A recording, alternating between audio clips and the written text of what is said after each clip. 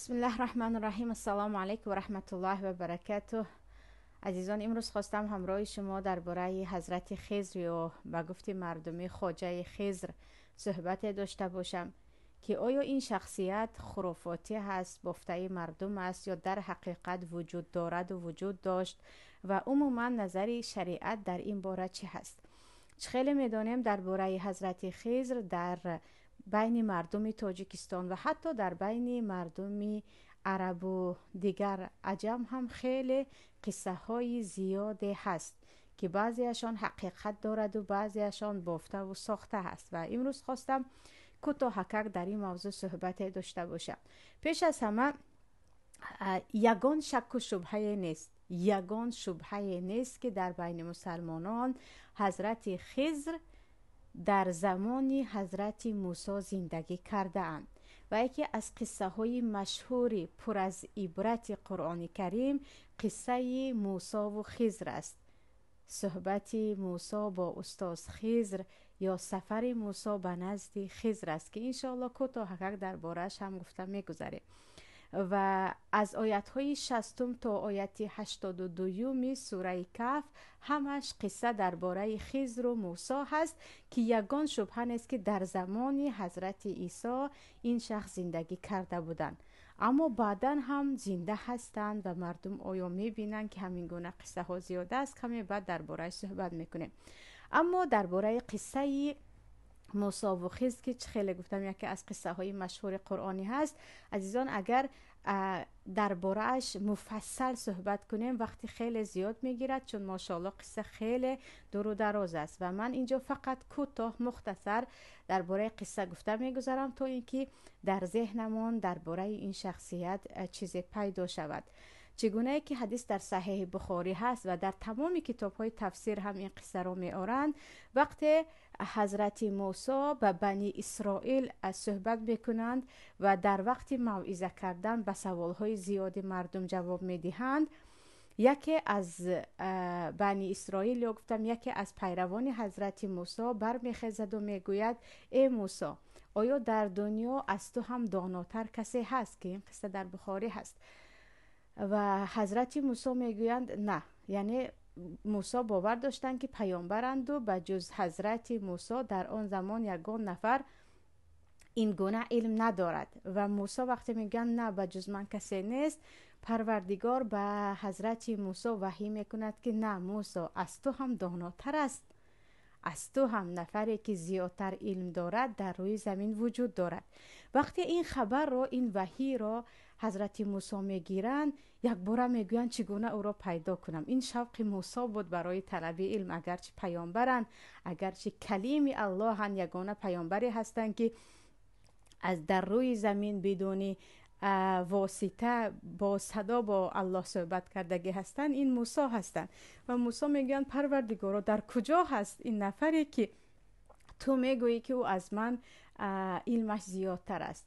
و پروردگار میگوید موسی برای پیدا کردن این بنده من که درباره این بنده پروردگار میگوید اعطیناه رحمتا من عندنا و علمناه من لدنا علما. این بنده هست که یعنی خضر، ما از طرف خود به او رحمت دادیم و از طرف خود به او علم دادیم. علم های رو او میداند که غیبیات است یا علم های زیاده رو او میداند که دیگر بنده ها نمیدانند و پروردگار راهنمایی میکند موسی را و میگوید تو همراه خود ماهی بگیر همچون آذوقه، آن هم ماهی مرده که نمکین است. در جایهای مسلیانی میگن چیز دیگر با کلمه روسی میگن، عموما ماهی نمک کرده بگیر و براه هر جایی که ماهی حرکت کرد و گم شد یا به قصه نگاه کنیم زنده شد و گم شد، اونجا تو خضر رو پیدا میکنی. و موسی همراه یکی از بهترین شاگردهایشان یوشع پسر نون به سفر میبرایند و در سبد با خود ماهی مرده نمک کرده میگیرند و بعد از مدتی طولانی در بعض روایت ها تا چند ماه وقتی راه را طی میکنند، در بعضی ها چند روز، یعنی عموما وقتی راه دور را طی میکنند یکی هر دو به سنگ تکیه میزنند و خوابشان میآید که یکی یوشه میبیند، موسی و یوشه میبیند که ماهی به حرکت میدروید و داخل بحر میشود، چون اینها در نزد بحر یک کم استراحت کرده بودند. و بعضی ها میگن همون آبی که در آنجا هست آب حیات است، که این هم یک قصه ضعیف است.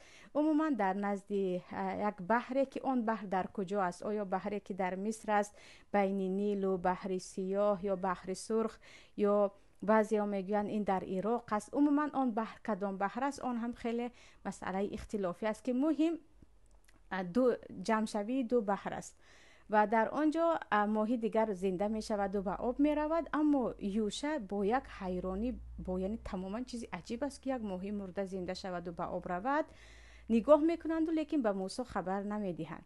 پس از تقریبا یک روز و یک شب که اینها باز راه را دوام میدهند، موسی میگن دیگر گرسنه هستیم، یوشع کنی اون خوراکمون را بیاور. که یوشع میگن اوه که من فراموش کردم، ماهی زنده شده رفته بود به آب. که عجیب بود یک طریقه زنده شدنش و به آب رفتنش، که موسی میگن آخر این همون علامت است، علامتی که پروردگار به ما گفت هر جایی که ماهی رو ما گم میکنیم آنجا خضر است. بر میگردن به همون جایی که ماهی رو گم کردن. وقتی می آیند می بینند مرد در آنجا بالای جامعش تکیه زده است، که موسی می روند و می گویند السلام علیکم و با خضر شناس می شوند و از خضر التماس می کنند که من را با خود بگیر تا از علمی که الله به تو داده است من هم بیاموزم. یعنی نمیگوین که من موسی کلیم الله هستم، همراه تو باید باشم، یا من پیامبرم. نه، فقط میگم مرا به شاگردی قبول کن. و حضرت خضر هم ملکه میفهمن که بیهوده این آدم از آنجا نه آمد و این هم یک انسانی عادی نیست. و این نگاه نکرده با شرط، یعنی استاد شرط میگذارد خضر که من تو رو میگیرم، فقط هر کاری که من میکنم تو نمیپرسی چرا کردی چرا نکردی، نمیپرسی، برای اینکه چیزهایی که من میکنم از علم تو بیرون است، تو خبر نداری. با همین اتفاق میکنند و با کشتی می نشینند، که کشتی در روایت از آن شخصانی معیوب بیچاره بود. صاحبان کشتی یکی کور بود، دیگر باز بیمار بود، عموما یک آدمانی بیمار بود. صاحبان کشتی آدمای بیچاره بودند و آنها میگویند خضر را که همه میشناختند ما شما را به پول از این طرف آب به آن طرف آب میکشانیم. در راه خضر یک باره یکی از تخته های کشتی را برای به کندن شروع میکنن، که وقتی تخته رو میکنید میدونیم که آب به کشتی پر میشود. موسی میگویند آخر چرا این کارو میکنی؟ این مردم بیچاره همه در داخل صاحبان این کشتی بیمار هستند، باز هم به زمین این بی پول ما رو گرفتن، چرا تو این رو میکنی؟ موسی میگه مگر من نگفتم که چیزی از من نپرس؟ تو نمیدونی کارهایی که من میکنم سببش چی است؟ موسی میگه نه من فراموش کردم، مرا ببخش. باز دوام میدهند.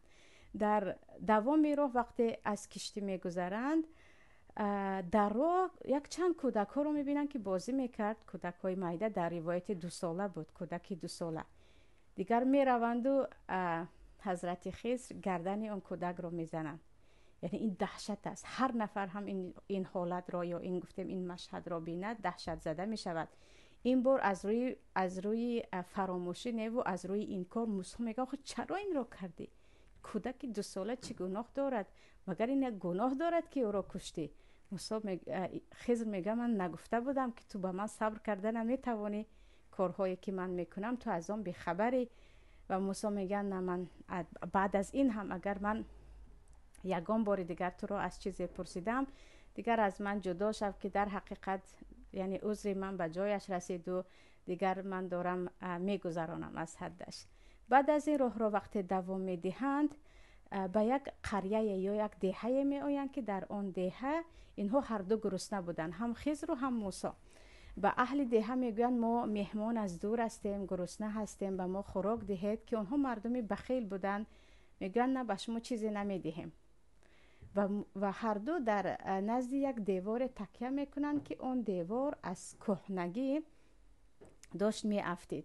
خیز باشد از جایشان میخیزند و در بعض روایت ها دیوار خیلی دیواری بلند و باز هم وسیع بود. یعنی کاری اون کاری مشقت افزا بود که با یک مشقت زیاد باید آن را بنا کرد. موسی دیگر به کار شروع میکنند که ببخشید خضر دیگر به کار شروع میکنند که دیوار، یعنی یک کاری پر از مشقت رو برای کردن شروع میکنن که موسی میگن ها این کارو میکردی پول هم میگرفتی. یعنی یک نمود طرزی سوال کردن که اگر کنیم اگر همین ها به تو پول میدهن که تو این کار رو کرده استادی. آخر کمی پیش از اینها ما گفتیم یک پیاله چای به گفتی تاجیکو کمی به ما خوراکه دید که اینها ندادن. این دیوارشون رو بیهوده اینقدر قوت خود رو صرف میکنی، کاش که اینها چیزی به تو دهند. در همین جا حضرت خضر میگویند دیگر این آخرین سوال تو به من بود و هذا فراق بینی و بینک، با هم جدا میشویم دیگر. تو خودت شعر گفته بودی کمی پیش که یک بار دیگر از تو چیزی رو پرسیدم دیگر از من جدا شد، با همین تمام. اکنون انتظار شد من به تو میگویم هر کاری که من کردم میگویند و ما فعلته عن امری، من از پیش خود نکردم. همین سه چیزی که برای تو خیلی چیزی دهشت بود و این کاری بود همش از جهت پروردگار بود. یکمش اگر اون کشتی رو من شکاف نمی کردم و عیبدار نمی کردم، اونجا پادشاه بود، دزد راه بود که کشتی رو از آنها میگرفت و بیچاره ها به هیچ چیز میموندن و کشتی رو وقتی شکست دید کسی کشتی رو نگرفت، فقط یک تخته رو من گرفتم که آنها تختهش رو به جایش میکنن، کشتی باز سالم میشود. از اینکه کشتی رو کاملا از دست بدهند یک کم عیبدار شود و بعداً درست کنن، این بهتر نیست؟ من میدونستم که آنجا دزدها یا گفتیم غارتگران آن کشتی رو غارت میکنند، من برای همین آن را عیبدار کردم. اما کودک، پدر و مادر آن کودک انسان های صالح هستند و اگر همین کودک رو نمیکشتم این کودک عاقبتش کفر و طغیان و بدبختی هست. همون پدر و مادر صالحش را این به بدبختی میکشاند، حتی به کفر میکشاند که بعضا کودکان فرزندان سبب کفر پدر و مادر میشوند و من او را کشتم که بجای این پروردگارت به آنها فرزندی سالم و با رحم و مهربان میدهد، وگرنه با همین آنها دیگر کفایه میکنند و این فرزندشان آنها را به کفر میکشاند. سیومین اگر آن دیواری که اگرچه آن مردم بخیل بودند من از نو نمی ساختم، آن دیوار به زمین می افتید، زیر آن طلاواری زیاده بود، یک خزینه بود که از آن دو کودک یتیمی پدرشان انسان صالح بوده است. اگر من بنا نمی کردم دیوار می افتید و آن طلا رو دیده مردم می گرفتن، آن دو یتیم به آن مالش رسیده نمی توانست. انمین چیزهایی بود که من میدانم و تو نمیدانستی، اما صبر نکردی که دیگر دوام دهیم راه را و چیزهای دیگر آموزی. و پیامبر صلی الله علیه و سلم حدیث در بخاری است میگویند الله رحمت کند موسی را، اگر صبر میکرد ما چیزهای زیادی می آموختیم. پس عزیزان این قصه حقیقی از در قرآن است که درباره صحبت کنیم. چه خیلی گفتم وقتی زیاد میگیرد، من مختصر برای شما گفته گذاشتم. و خودی خضر نامشان چرا خضر است؟ خضر نام خودشان نیست، این کنیهشان یا لقبشان هست. درباره نامشان ایلیا بود، ایلبا بود، ایلیسع بود، چند نام رو آوردگی هستند در تفسیر ابن کثیر و قرطبی و دیگر تفسیرها که عموما بین علما اختلاف کلان است که نام اصلیشان و نام پدرشان چی هست. اما لقبشان خضر است. حدیث در بخاری است که حتی به سبزه هایی که یا به زمین خشک وقتی می نشستند، بعد از آنجا برخواستنشان آنجا سبز می شد و خضر از کلمه خضر سبزه هست که جایی که می نشستند سبزه می دمید. این کرامات حضرت خضر بود، برای همین لقبشان خضر است. لیکن چه خیلی گفتم در کجا تولد شدن، پدرشان که هست، نام اصلیشان که هست، خیلی مسئله اختلافی است. و حتی آیا پیامبر بودن یا اولیاء بودن بین علما اختلاف است. بعضی علما میگن خضر مثل موسی پیامبر بود و پیامبر بود، برای همین گفت که و ما فعلته عن امری، من کاری که کردم از پیش خود نکردم، هر چیزی که کردم مثل پیامبران و ما ینطق عن الهوى ان هو الا وحی یوحى، از طریقه وحی بود. که بعضی علما میگن خضر یکی از پیامبران بود، اما بعضی دیگرها میگن نه، خضر اولیاء بود، از بنده های صالح الله بود. چگونه که الله به حضرت مریم وحی میکرد یا الهام میکرد، به خضر هم همین گونه الهام میکرد که او اولیاء بود. یعنی بین علما اختلاف است. مسئله دیگر مسئله این که خضر از دنیا رفتند یا هنوز زنده هستند. مسئله مهمترین و اصلی همین موضوع را انتخاب کردن من هم همین است. عزیزان، در تاجیکستان بعضی ها میگن من خضر را دیدم، از او طلب دعا کردم، او به من دعا داد. در بین دیگر مردم ازبکستانی همسایه هم هست، دیگر عموما بین عرب ها هم همین چیز هست. آیا خضر زنده هستند؟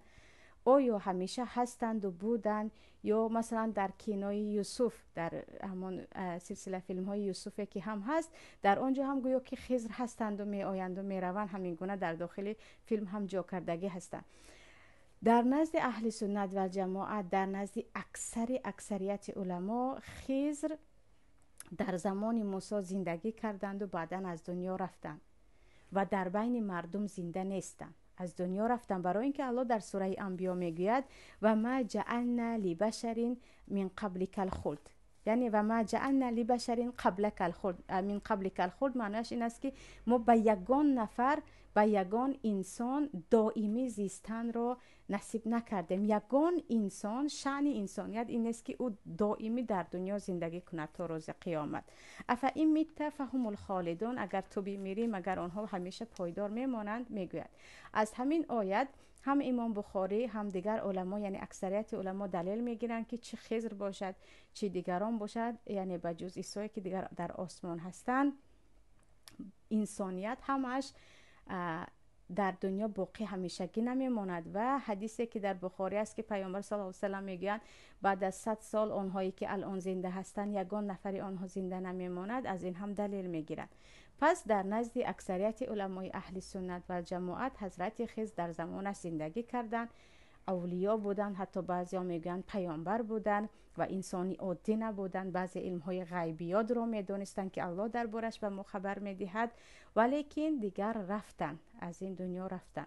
اما بعضی کمی علمای هستند مثل امام نووی یا امام قرطبی، حتی در تفسیرشون میگن نه، روایت ها هست که خضر تا روز قیامت یا اینکه تا برداشته شدن قرآن از روی زمین که نزدیک قیامت می شود زنده می مانند و وقتی که پیامبر وفات میکنند برای تعزیه می آیند و حضرت علی و دیگر صحابه ها صداشان رو میشنوند که هر روایتی که چه امام قرطبی آورده باشند، با اینکه چه خیلی مفسری از همه مفسرهای یعنی خیلی قوی ترین هستند که خود بنده از تفسیرشون زیادی استفاده میکنم، یا امام نووی که بجز شرح صحیح مسلم دیگر کتاب مجموع و چند کتاب های فقه شافعی رو خیلی با دلیل ها نوشتگی هستند. اگرچه این دو نفر از علمای بزرگ اهل سنت و جماعت هستند، اما تمام دلیل هایشان درباره زنده بودن حضرت خضر دلیل های ضعیف است. یگان تا دلیل صحیح ندارند که حضرت خضر در حقیقت زنده باشند و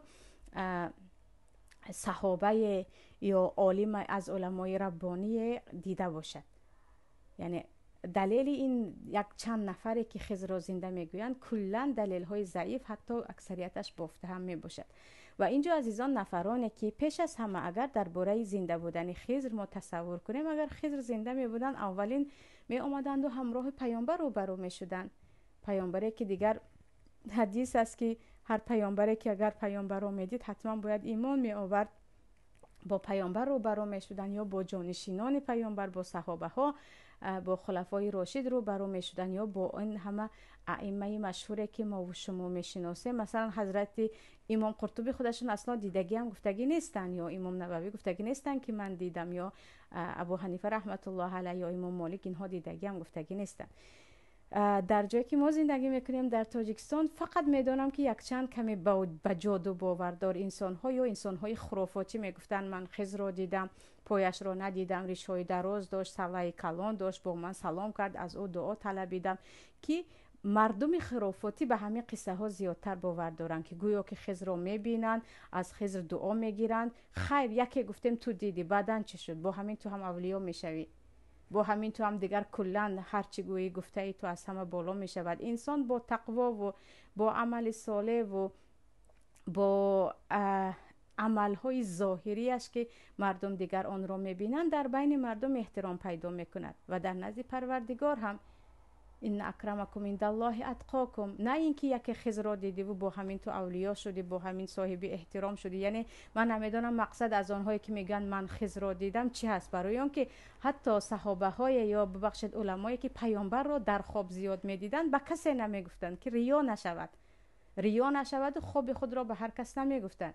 اینها دیگر پگاهش به همه جا آوازه میکنند که من امروز در بیداری خضر را دیدم، که چه خیلی گفتم در نزد جمهور علما، اکثری علما خضر انسان صالح بودند، اما از آنهای نیستند که به نزد تو آیند و پناه به الله بعضی ها حتی از خضر هم بت ساختن که گویا که یکی خضر رو اگر من میدیدم آرزوهایم عملی میشد. همین گونه فکرها هم هست که گویا که خضر دیگر به اله یا به خداوندی رسیده باشد، در حالی که یک انسان صالح از یک انسان صالح اگر زنده هست دعا طلبیدن مشروع است.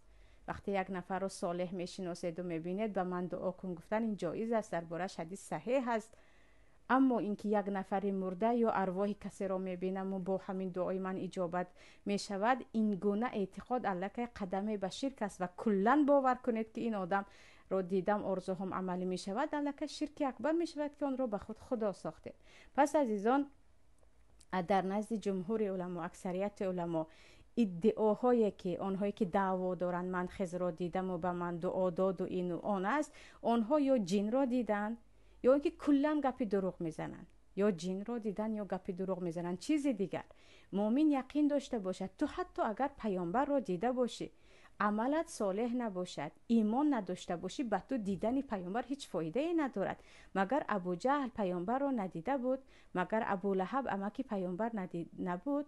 یعنی اگر تو یک دیده باشی هم به تو هیچ فایده ندارد اگر عملهای صالح نداشته باشی، با همین درجه تو بالا نمی شود. چگونه که بعضی با یک نفر مشهور عکس میگیرن که گویا که با او عکس گرفتی تو هم مثل او شدی. نه، اون در جایش است، تو در جایش هست، تو در جایت هستی.